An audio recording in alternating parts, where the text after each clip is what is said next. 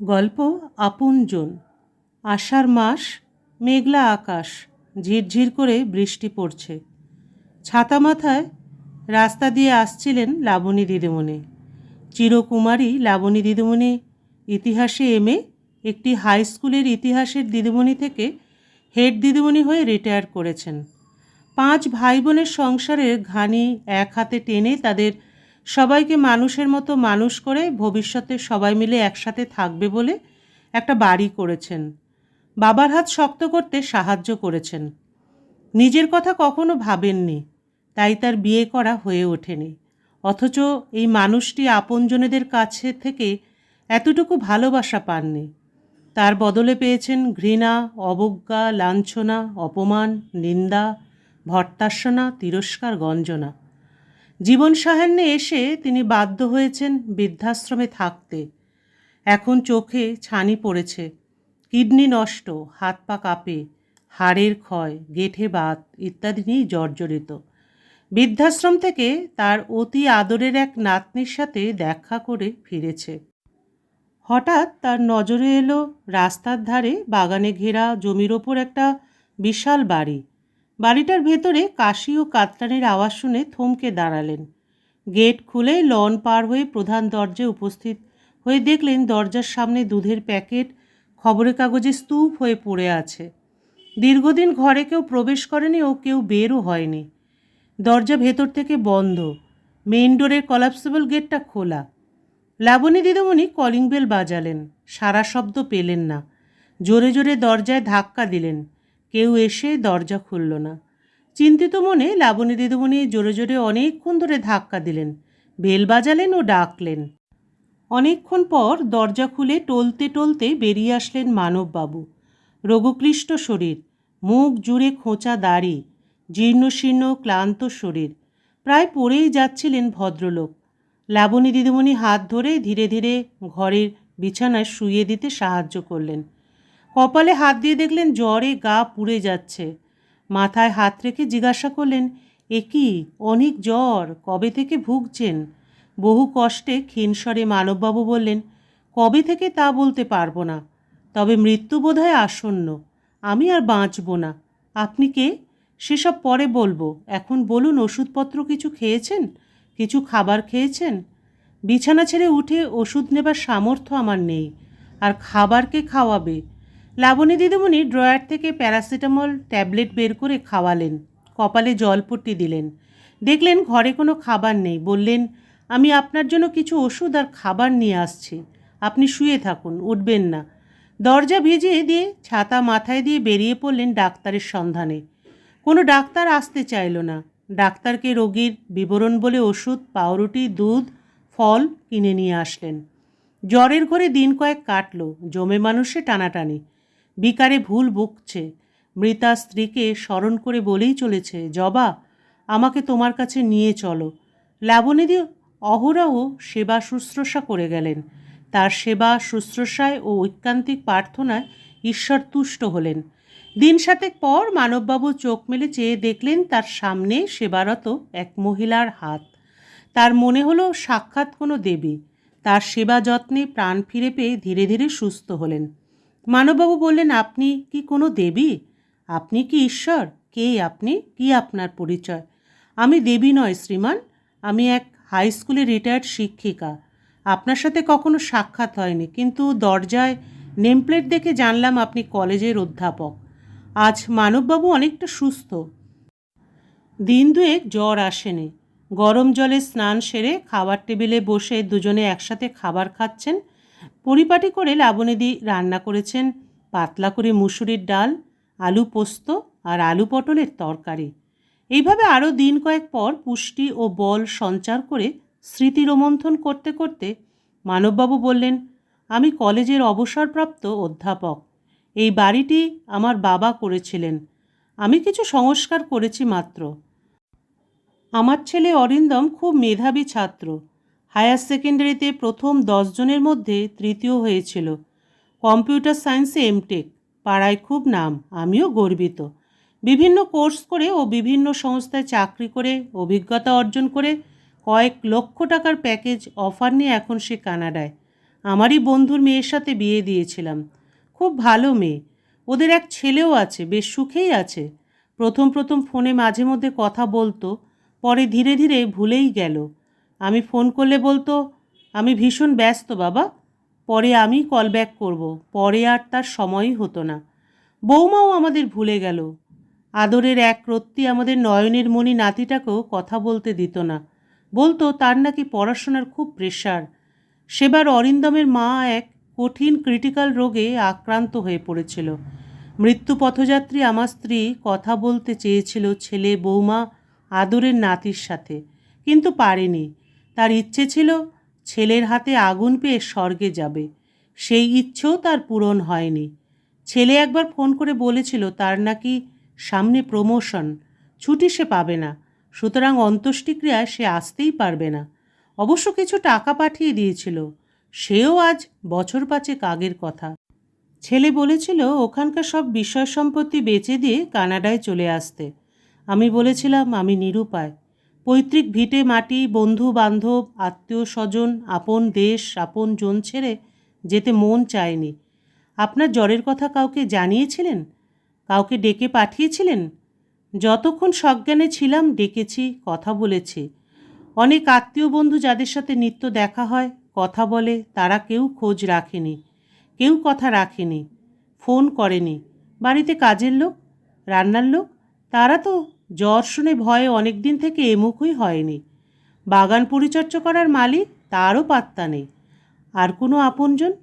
এতদিনে উপলব্ধি করলাম আমার কোনো আপনজন নেই। আপনিই দেবদূত, এক অতি আপনজন। আপনি আমার প্রাণদাত্রী। আমি শুধু নিজের কথাই বলে যাচ্ছি, এবার আপনার কথা বলুন। হ্যাঁ, নিশ্চয়ই বলবো, কিন্তু তার আগে আপনার পুজোর ঘরে সন্ধ্যা প্রদীপ জেলে দিয়ে আসি, ঘরে ঘরে ধূপধুনো দিয়ে আসি। বিশাল দোতলা বাড়িটির বাগানের গাছপালার আড়ালে সূর্য অস্তাচলে। পাখিদের কলতানে সন্ধ্যা ঘনিয়ে এলো। শান্ত নিস্তব্ধ মানববাবুর গৃহমন্দিরে বহুকাল পরে সন্ধ্যা প্রদীপ জ্বলে উঠল। নিস্তব্ধতা খান খান করে শঙ্খধ্বনিতে মুখরিত হলো। লাবণী দিদিমণি পুজোর ঘর থেকে ধীর পায়ে বৈঠকখানা ঘরে মানববাবুর মুখোমুখি সোফায় বসলেন। আজকের সন্ধ্যায় জীবন সাহান্যে দুটি অচেনা মানুষ, এক অধ্যাপক, এক শিক্ষিকার হৃদয় মনের কাছাকাছি। মানববাবু বললেন, এবার আপনার কথা বলুন দিদিমণি। লাবণী দিদিমণি বললেন, আমি ইতিহাসে এমএ পাশ করে হাই স্কুলের শিক্ষকতা করেছি। 2 ভাই 3 বোনের সংসারে আমিই একমাত্র উপার্জনশীলা। বাবাকে সাহায্য করতাম। ভাই ও বোনেরা তখন খুব ছোট। সংসারের ভার নিজের কাঁধে নিয়ে সংসার চালিয়ে সঞ্চয়ের টাকায় জমি কিনে বাড়ি করেছি। বাবার মৃত্যুর পর ভাই বোনের বিয়ে দিয়েছি। ভাইদের স্বল্প আয়, একান্নবর্তী বিরাট পরিবার। আপনি বিয়ে করেননি? সেটা আর হয়ে ওঠেনি। সংসার সামলাতে গিয়ে, সংসারটাকে দাঁড় করাতে গিয়ে কখন যেন মেঘে মেঘে বেলা হয়ে গেছে। আমি অবিবাহিতা থেকে গিয়েছি। আমি এখন চিরকুমারীর মর্যাদায় গৌরবান্বিতা। ভাই বউরা প্রথম প্রথম ঠিক ছিল, পরে তারা আমাকেই অবজ্ঞা করতে শুরু করলো। আমার কর্তৃত্ব মেনে নিত না। ধীরে ধীরে আমার সঞ্চিত অর্থের ওপর কেউ সাহায্য, কেউ অধিকার দাবি করতে লাগলো। আমি অকাতরে তাদের দিয়েই যেতে লাগলাম। দিতে দিতে একদিন সব ফুরিয়ে আসতে লাগলো। এমনকি বোনেদের বিয়েতে সোনার গয়না দিয়েছিলাম। ভাই বউরাও দাবি করলো আমাদেরও দিতে হবে। আমি ভাবলাম এরাই তো আমার সব, আমার আপনজন, দিয়েই দিই। তাস খেলায় তাসের পাতা যেমন বিতরণ করে, তেমনিভাবে সব গয়নাগাটি জমানো টাকা সমবন্টন করে দিলাম। দিতে দিতে আমি হয়ে গেলাম প্রায় নিঃস্ব। যে স্বল্প আয়ের ভাইকে আমি বেশি ভালোবাসতাম, যার পরিবারে নিজেকে আপন ভেবে সম্পূর্ণ সঁপে দিয়েছিলাম, তাদের ছেলেমেয়েদের কোলে পিঠে মানুষ করলাম, সমবন্টনে সেই ছোট ভাই ও ভাইয়ের বউয়ের হলো রাগ। দিন রাত খোঁটা দিতে লাগলো। আমার উপর মানসিক নির্যাতন করতে শুরু করলো। অশ্লীল ভাষায় গালাগালি করতে লাগলো। অসুখে বিসুখে চেক আপ করানো, ডাক্তার দেখানো কিছুই করতো না। আমি যেন তাদের কাছে গলগ্রহ, এক অবহেলিত অবস্থায় দিন কাটতে লাগলো। এত অমানবিক? হ্যাঁ, আমি এক অশনি সংকেত উপলব্ধি করলাম। তখন কি করলেন? আমি ঠিক করলাম আমি আর সংসারে থাকবো না। আমি নিজের উপার্জনের টাকায় কেনা জমি, নিজের আয়ের তৈরি বাড়ি ত্যাগ করে এক বৃদ্ধাশ্রমে আশ্রয় নিলাম। আপনি তো পেনশন হোল্ডার। পেনশনের টাকা নিজের প্রয়োজনে যতটুকু লাগে সেটা রেখে বাকিটা এখনও ফোনপেতে পেমেন্ট করে দিই। এখনও তাদের টাকা দেন? না দিয়ে পারি? তারা যে আমার নিজের জন। এখন কোথা থেকে আসছিলেন? আপনার এই পাড়ায় একটু দূরে আমার এক বোনঝির বিয়ে হয়েছে। তার একটা মেয়ে আছে, ক্লাস 2তে পড়ে। নাতনিটাকে খুব ভালোবাসি। গতকাল রাতে গিয়েছিলাম দিন কয়েক থাকবো বলে। বোনঝি লাবুমাসি লাবুমাসি বলে খুব খাতির করে। নাতনিটাকেও একটা বড় দামি খেলনা দিলাম, সে খুব খুশি। তার আনন্দে তার সাথে খেলা করে আমিও কিছুটা সময় কাটালাম। রাতে খাওয়া দাওয়া শেষে একটা ঘরে শুয়েছিলাম। বাথরুমে যেতে গিয়ে পাশের ঘরে বোনঝির আর তার স্বামীর কথা শুনে হতবাক হয়ে গেলাম জানেন। তাদের কথাগুলো বুকের মধ্যে হাতুড়ি পেটার মতো আঘাত দিতে লাগলো। লাবু মাসি এসে আমাদের বেড়াতে যাবার প্ল্যানটাই না সব মাটি করে দেয়। এখন কতদিন থাকবে কে জানে। কবে যে বিদায় হবে বুড়িটা, মরণও হয় না। নাতনির সঙ্গে ভালোবাসার নাম করে শেষবেলায় না আমাদের ঘাড়েই এসেই বসে। ভোরবেলা ঘুম থেকে উঠে আমি শাড়ি ছেড়ে বঞ্চিকে ডাকলাম। হাতে একটা প্যাকেট দিয়ে বললাম, এটা তোমাদের জন্য। যা দিন কয়েকের জন্য কোথাও বেরিয়ে আয়। বঞ্চি প্যাকেট খুলে দেখলো অনেক টাকা। দেখে একদম থ হয়ে গেল। আমি বললাম, বৃদ্ধাশ্রমে আমার পাশের বিছানায় যে মহিলাটি থাকে, সেই মহিলাটির কাল থেকে শরীর খুব খারাপ। আমাকে এখনই চলে যেতে হবে। আমি ধীর পায়ে বাড়ি থেকে বেরিয়ে পড়ি। বঞ্চি নিশ্চল পাথরের মতো দাঁড়িয়ে রইল। আমি আস্তে আস্তে পা ফেলে যখন হাঁটছি রাস্তায়, তখন আষাঢ়ের বৃষ্টি আর আমার দু চোখে জলের ধারা মিলেমিশে একাকার। তারপরই রাস্তা দিয়ে হাঁটতে হাঁটতে আপনার রোগ যন্ত্রণার আওয়াজ পেয়ে আপনার সাথে সাক্ষাৎ।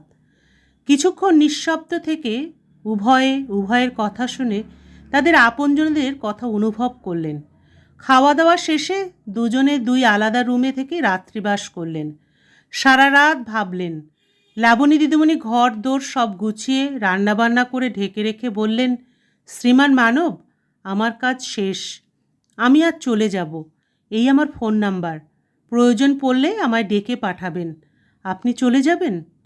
সকালবেলা ঘুম থেকে উঠে প্রাতরাশ সেরে মানববাবু বললেন, শুনেছি বন্যার সময় গাছের ডালে একসাথে সাপ ও মানুষে বাস করে। দুজনে একই সমস্যার সম্মুখীন। আমরাও দুজনেই নিরাশ্রয়। এই বিশাল পৃথিবীতে নিজের জন খুঁজে পাইনি। আপনি যদি কিছু মনে না করেন তবে একটা কথা বলি। লাবণীদি চোখ নামিয়ে বলল, বলুন। আপনার সাহচর্যে, সেবায়, যত্নে আমি মুগ্ধ, অভিভূত। ঈশ্বর এতদিন বাদে এক প্রকৃত আপনজন পাঠিয়ে দিয়েছেন। এবার আমাকে আপনার আপনজন ভাবার সুযোগ করে দিন। লাবণীদি মাথা নিচু করে রইল, কি উত্তর দেবে। মানববাবু বললেন, আমাকে আপনার কোমল হৃদয়ে স্থান দিন।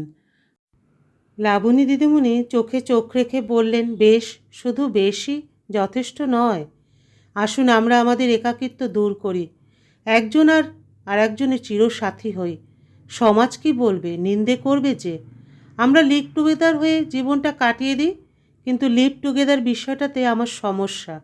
ঠিক আছে, তাহলে বিয়ে করে স্ত্রীর মর্যাদা যদি দিই আপনাকে লাবণী। সারা জীবন অবিবাহিতা থেকে এই শেষের বেলায় বিয়ে অসম্ভব। লোকে কি বলবে? লোকে আবার কি বলবে? তাছাড়া আমরা তো এই বয়সে দেহের টানে বিয়ে করছি না। লাবণীদি এবার মাথা উঁচু করে বললেন, আপনজন খুঁজতে গিয়ে যা দেখলাম, সমাজ সংস্কার তো আমাদের কথা ভাবেনি, আমাদের দিকে তাকায়নি। এখন আমাদের নিষ্কাম ভালোবাসার স্বীকৃতি দিক বা না দিক, আমরা ঘর বাঁধব। আমরা ভাবব এই বয়সে দেহ নয়, চাই নিজের জন। মানববাবু বললেন, আমি ভাবছি এই বিশাল সম্পত্তি বাড়ি কোনো অনাথ আশ্রমকে দান করে দেব। সেখানে আমাদের জীবিত অবস্থাতে স্কুল হবে। অনাথ ছেলেমেয়েদের শিক্ষা লাভ করবে। তারাও হবে আমাদের প্রকৃত আপনজন। আমি আপনার পরিকল্পনায় সহমত। এই বিশাল সম্পত্তির ওপর দুটো রুম নিয়ে আপনি আমি প্রকৃত পরমজন থেকে জীবনের শেষ কটা দিন উপভোগ করব। এই বিশাল সম্পত্তির সিংহদ্বারে স্বর্ণাক্ষরে লেখা থাকবে আপনজন, আর লেখা থাকবে আমাদের হৃদয় মন্দিরেও। বন্ধুরা, গল্পটা যদি ভালো লাগে তাহলে অবশ্যই আমাকে বলবেন, আর ভালো লাগলে ফলো করবেন।